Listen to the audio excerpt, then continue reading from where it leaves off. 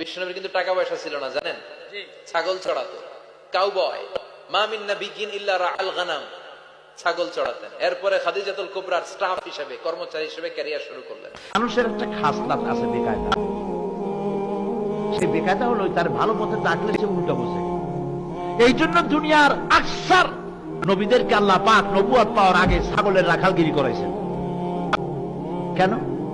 তার কারণ হলো যত প্রাণী আছে পৃথিবীতে ছাগলের মতো বেয়ারা ছাগল আর নাই। কিরকম? পরে দেখবেন ও রোদ্রের মধ্যে ছিল, ওরে রোদ থেকে আপনি ছায়া আনতে চান, বৃষ্টিতে ভিজতেছে, ওরে আপনি যেখানে বৃষ্টি পড়ে না সেই জায়গায় আনতে চান, গলা ধরে টানবেন, দড়ি দিয়ে টানবেন, কান ধরে টানবেন, দুইটা ঠ্যাং সামনে এই রকমের বাধা বেশে ওর বাপের কিরা কল্লা সেলবে তো সামনে যাবে না। ওরে আপনি নিরাপদে আনতে চান, সে দৌড়াবে এদিকে, ওদিকে যাবেন সে যাবে সেই দিক, আপনি যাবেন সামনে সে যাবে পিছনে। এই জন্য ছাগল পালা খুব ধৈর্যের দরকার। নবীদেরকে নবুয়ত পাওয়ার আগে ছাগলের রাখালগিরি আল্লাহ করাইছেন, কারণ এরপরে তোমাদেরকে রাখাল হতে হবে এমন একটা জাতের যারা এই ছাগলের চাইতে বেকায়দা। তারা কারা? এই মানুষ।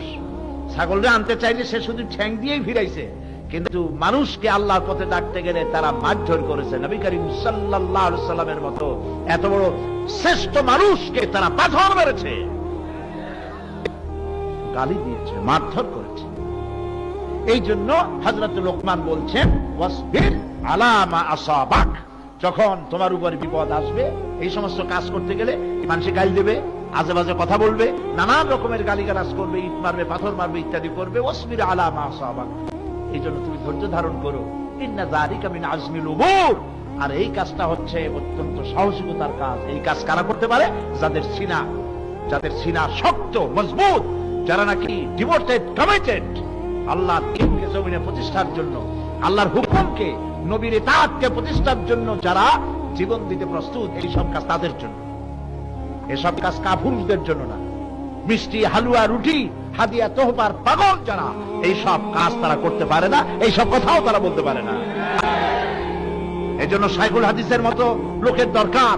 পুলিশ মারছে, এই ধরনের মিথ্যা কথা বলে জেলখানায় পাঠাইছে, উনি জালিমের সাথে জেলের থেকে বেরোবার জন্য আপোষ করেন নাই, জেলের মধ্যেই ছিলেন। এরকম হইতে হবে সাহস। আমি যা বলেছি কোরআন হাদিস জেনে বুঝে যা বলেছি, হক বলেছি। সুতরাং আমি আমার স্থান থেকে, আমার বক্তব্য থেকে আমি সরে যাব না। আমার জীবন যেতে পারে, আমি আদর্শচ্যুত হব না। ইন্না যালিকা মিন আজমিল উমুর, এটাই হচ্ছে সেই বক্তব্য আল্লাহ পাক শিখাই দিলেন।